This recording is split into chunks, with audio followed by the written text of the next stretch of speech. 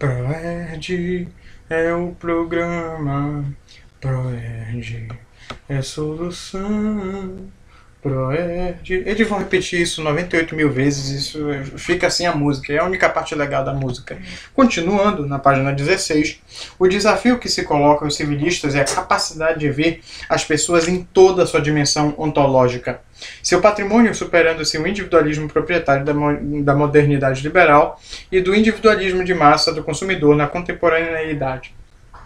Estou falando baixo, o que é isso? Porque a restauração da primazia da pessoa humana nas relações civis é a condição primeira de adequação do direito aos fundamentos e valores constitucionais. A repersonalização de todo o direito civil, isto é, a acentuação de sua raiz antropocêntrica, da sua ligação visceral com a pessoa e os seus direitos. Deixa eu só fazer uma pesquisa aqui rapidamente sobre repersonalização do direito civil. Vamos lá. Repersonalização do direito civil. Repersonalização do direito civil. Isso mesmo, Google. Obrigado. Mostra aí. O que se entender por repersonalização do direito civil? Professora Luciene Saldanha. Não, é Saldanha. Poxa, poderia ter ficado que nem aquela mulher lá do Star Trek, mas não. Quer ser diferentona. Bora lá. A repersonalização do direito civil, segundo ela, aqui no blog dela, é o movimento que se originou da Segunda Guerra Mundial, visando considerar a pessoa humana em seus aspectos mais profundos, e não de modo abstrato, como outrora assim foi considerado, e ainda em parte continua sendo, né?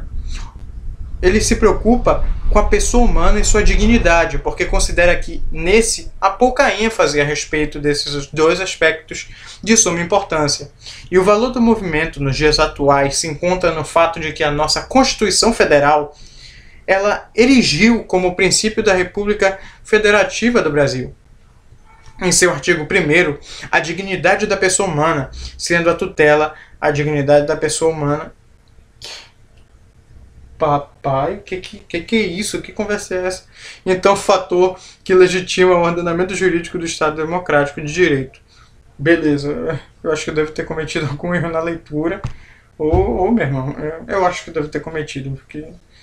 rapaz, parece um negócio de bêbado agora. Tá, mas esse aí é um site interessante, fala de maneira bem simples sobre a repersonalização. Mas continuando aqui...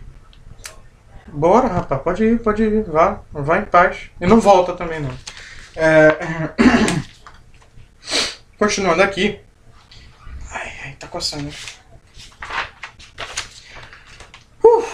No rumo da repersonalização das relações civis, podem ser destacadas as seguintes tendências. Aqui tem um alfabeto inteiro. Esse cara aqui, meu irmão, tu é doido. Pensa num cara pra falar. A aplicação crescente pela jurisprudência dos tribunais do princípio da dignidade da pessoa humana, como fundamento para a solução dos conflitos, o condicionamento do exercício da propriedade de outros direitos reais à sua função social e a garantia do direito de acesso à propriedade mínima existencial, os direitos de personalidade, que são entendidos como inatos ao conceito de pessoa, a relativização do conceito da pessoa humana jurídica de modo a alcançar quem efetivamente a controle, além da admissão das entidades não personificadas, a ampla utilização de princípios, cláusulas gerais e conceitos indeterminados, a compreensão de que o contrato não é intocável, a proteção da vítima dos danos com a ampliação das hipóteses de responsabilidade objetiva,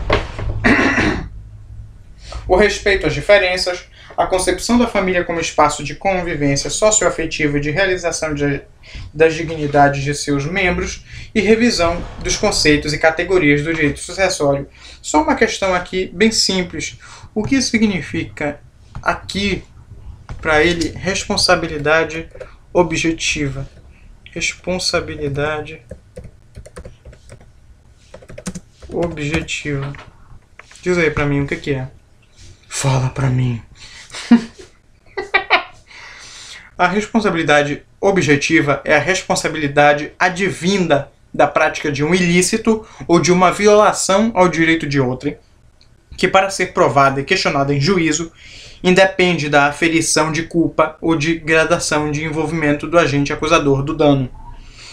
Poxa, obrigado. Obrigado mesmo. Se fosse você, rapaz.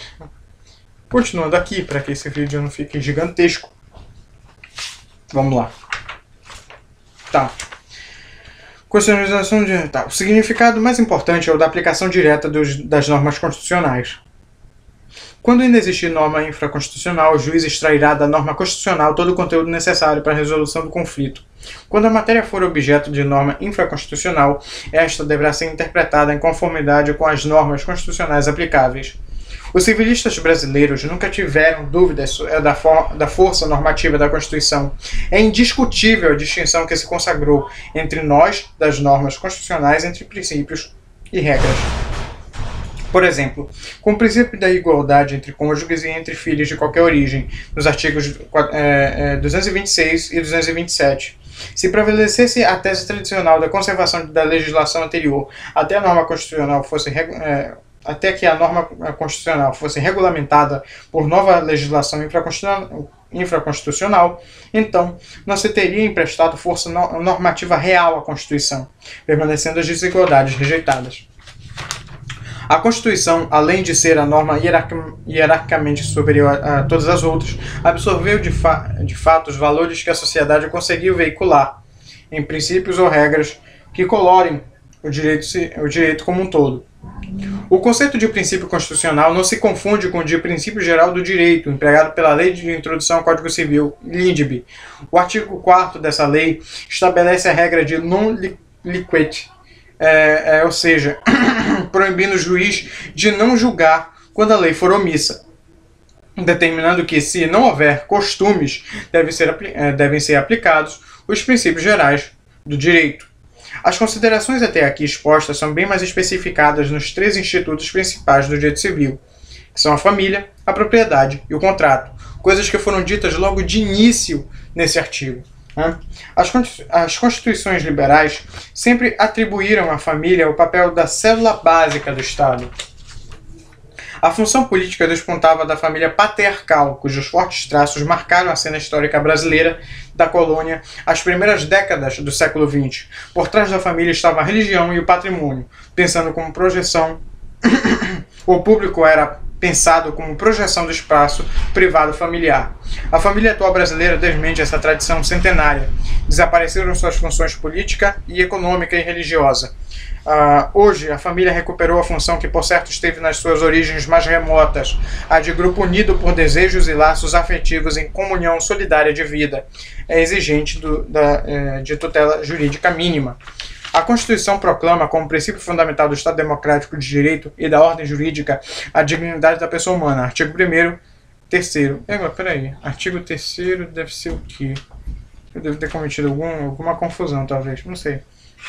O Código Civil de 2002 não faz qualquer alusão expressa a esse princípio. No sistema jurídico brasileiro, o princípio da dignidade da pessoa humana está indissoluvelmente ligado ao princípio da solidariedade. A solidariedade do núcleo familiar deve entender-se como solidariedade recíproca dos cônjuges e companheiros. O princípio constitucional da liberdade diz respeito ao livre poder de escolha ou autonomia de constituição, realização e extinção da entidade familiar no âmbito das famílias. O princípio constitucional da igualdade formal e material relaciona-se à paridade de direitos entre cônjuges ou companheiros e entre filhos. Mas é importante saber também o que é igualdade material e formal, né? Bora ver aqui se tem alguma definição. Igualdade material e formal, por favor.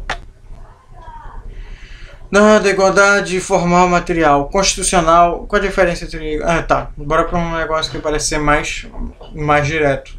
Aqui não é mais direto não, eu tô brincando, é só um textinho, tá? Igualdade formal é a garantida pela Constituição Federal. Por exemplo, o artigo 5º diz que todos os brasileiros são iguais e têm o direito à moradia, saúde, educação, por aí. A igualdade material é a representada pelos esforços de proteção das minorias por parte do Poder Legislativo. Porém, esse papel na última década tem sido compartilhado com ONGs e políticas de conscientização, educação locais, PROERD.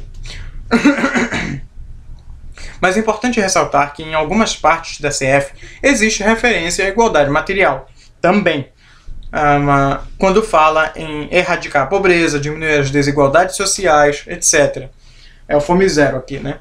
Se pode concluir que a igualdade formal sustenta o veto, enquanto a material, o projeto de lei. Aqui diz mais uma coisa. Isso aqui é o site Passei Direto, tá? Se você quiser procurar, você pode vir aqui.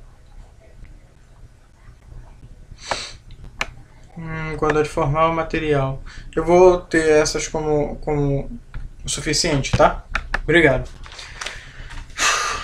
Também tem fundamento constitucional 3 princípios específicos aplicáveis ao direito da família: o da afetividade, convivência familiar e de melhor interesse da criança.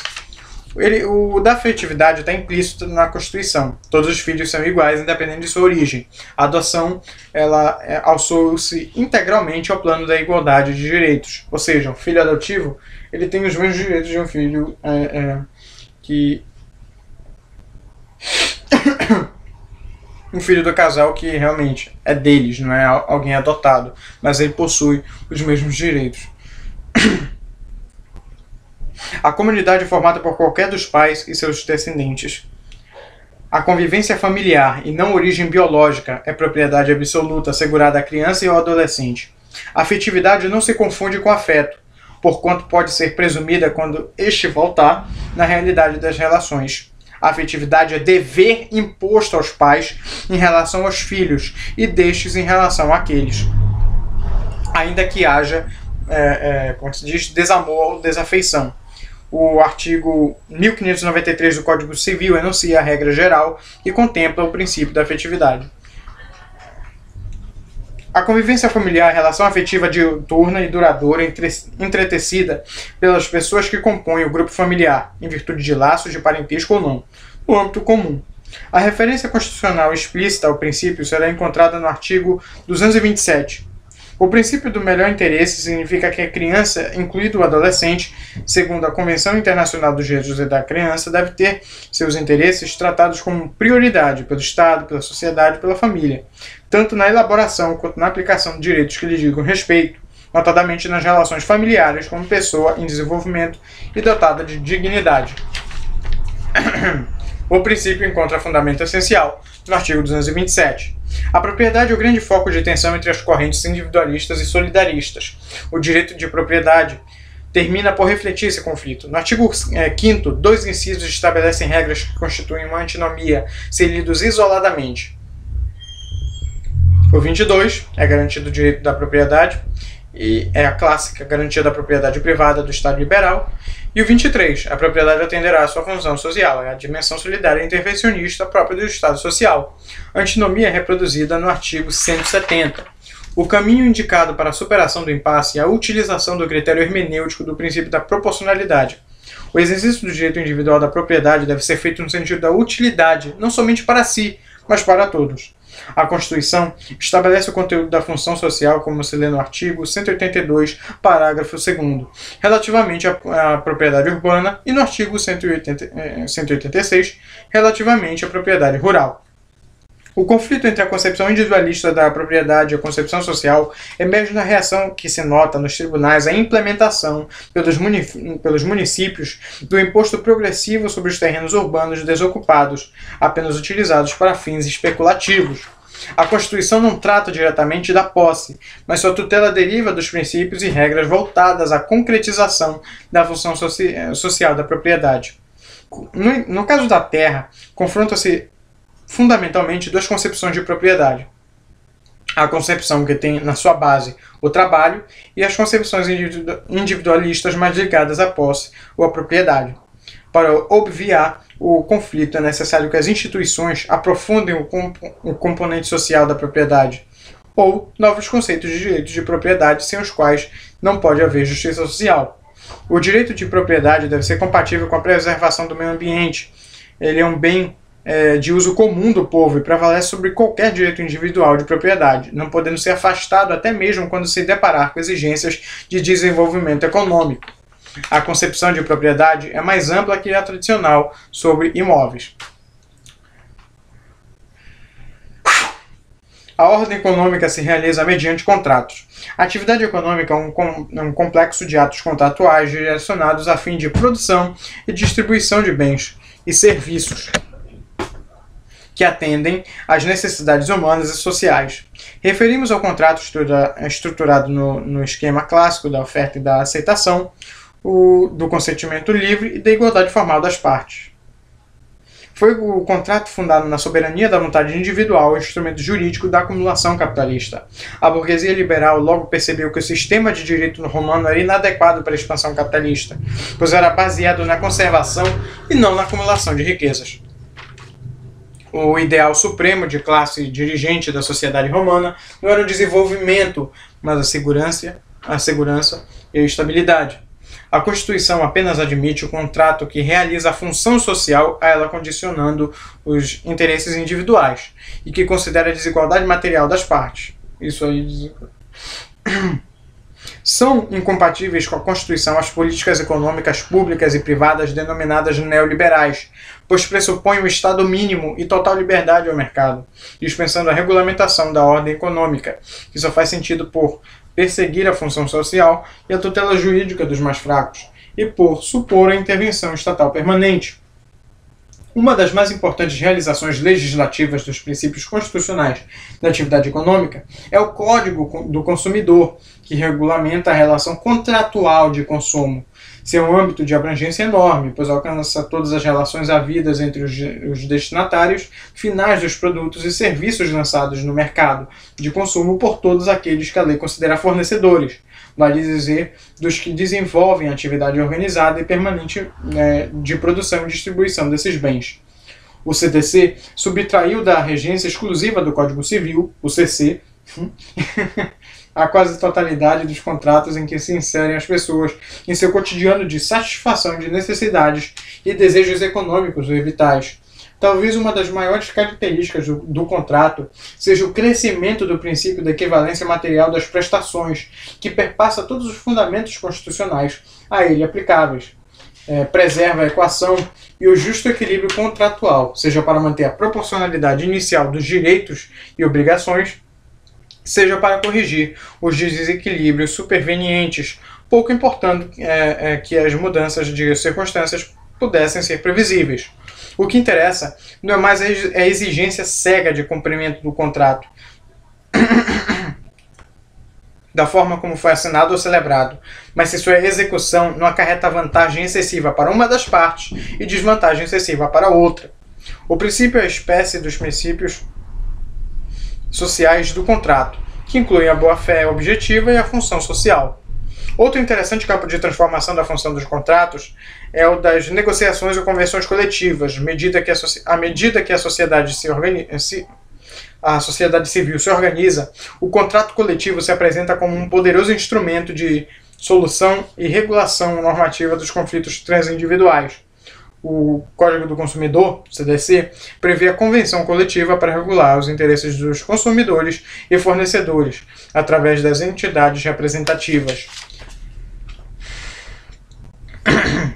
A constitucionalização do direito civil, entendida como inserção constitucional dos fundamentos jurídicos das relações civis, constitui a etapa mais importante da mudança de paradigmas, porque passou o direito civil no trânsito do Estado liberal para o Estado social.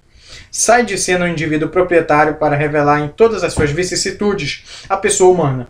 Despontam a afetividade como valor essencial da família, a função social como conteúdo e não apenas como limite da propriedade.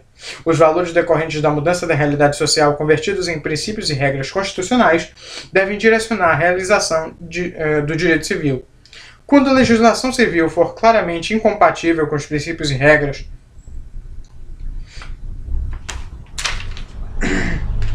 constitucionais, deve ser considerada revogada se anterior à Constituição ou inconstitucional se posterior a ela. Quando for possível o aproveitamento, observar-se-á a interpretação conforme a Constituição. Impõe-se ao intérprete e aos aplicadores do direito a imensa tarefa de interpretar o Código em conformidade com os valores e princípios constitucionais. Portanto, trazê-lo à contemporaneidade, Até porque muitos dos artigos do Código de 1916 foram repetidos no dia de 2002. É 1916, sim mesmo, né? O paradigma do individualismo e do sujeito de direito abstrato foi substituído pelo da solidariedade social e da dignidade da pessoa humana, que impulsionou a intensa transformação de conteúdos e fins. A perspectiva da Constituição, Crisol. O que é Crisol? Vamos ver o que é Crisol.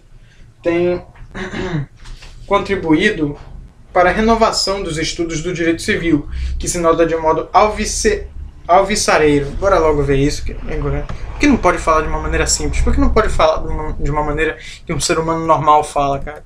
Por que não? Crisol. O que é crisol? É um substantivo que define o recipiente no qual, no passado, se apura e purificava a prata. Poxa, beleza. Mas e alvissareiro? Parece até o nome de... Como é que se diz? Alvissareiro. Alvissareiro. Bora ver o que é isso. Promissor, que traz boas novas ou algo perdido. Aquele que promete alvissaras. Poxa, interessante. Eu achava que era um tipo de rasga-mortalha. Entendeu? Alvissareiro me lembrou... o que era mesmo? Não sei o que me lembrou, mas de qualquer jeito me lembrou algo místico. Não sei, não faz no menor sentido. Ai... A perspectiva da Constituição tem contribuído para a renovação de estudos do direito civil, que se nota de um modo alvissareiro nos trabalhos produzidos pelos civilistas da atualidade, no sentido de reconduzi-lo ao destino histórico de direito de todas as pessoas humanas. Resulta que o direito civil brasileiro atual integra sistema hipercomplexo em constante interação com a mutabilidade social, tendo no ápice a Constituição. E aqui termina esses 2 artigos que eu queria fazer fichamento há muito tempo. Graças a Deus. Graças a Deus mesmo. Ainda bem. Terminamos. Diga um tchau pra ele aqui, ó. Diga tchau pra ele. Ele aqui, ó. Ele aqui. O nome dele é O. Nome estranho, né? Nome estranho. Mas beleza. No filme até que explica, mas pelo amor de Deus, né? Vamos lá.